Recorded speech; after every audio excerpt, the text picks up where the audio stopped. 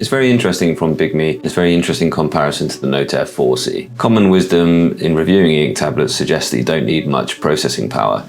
But for productivity devices, of course, you do need a lot of processing power. So Android can be actually quite intense on the processors. A device like a Remarkable can get away with just having a 2-core processor with 2 GB of RAM because it uses a custom Linux OS. However, Android tablets require more power for productivity and more power for the latest apps. So there's this interesting kind of power struggle between Boox and Bigme, and it really is a power struggle. And they really have found that they need to improve the quality of the processors going into their devices. Boox have actually divided their systems into 2 lines. They've got the Go lineup and they've got the Tab series.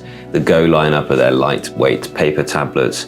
You should get amazing battery life there, and you don't need a lot of processing power for your basic and your kind of classic e-ink tasks, really, your reading and your writing. The Tab series are their productivity devices, and they're referring to them as tablet PCs, though they run on Android, so I think it's a bit of a misnomer there. Bigme are just going straight down the middle, and they're calling their devices the AI Note, and they steadily have increased the power in their processors through iterations. And recently, having tried the Ink Note X, I did think, well, this is almost as good really as a Boox Tab Ultra C Pro, but they didn't have a keyboard.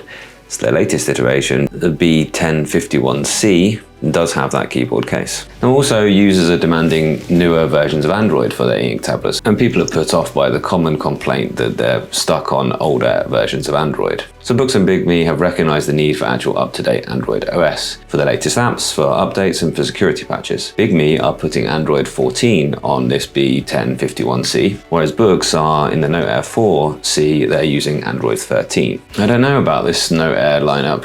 Is this the very last Note Air that we'll see? So I do welcome the improvements to the system on chips. I do welcome things like fingerprint readers, full color front light, and keyboard cases and pointers on e-ink. But it is about what is right for you.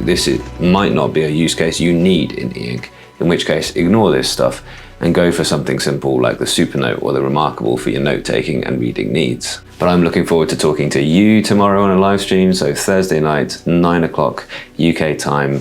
Please, I need your comments, I need your questions in the chat so that I know what you need me to cover tomorrow. And yeah, I'm looking forward to seeing how Collider Free is performing in these latest tablets from Boox and Bigme, because they're talking about having improved that and making the white point better could really improve people's experience of color e-ink, so we'll see.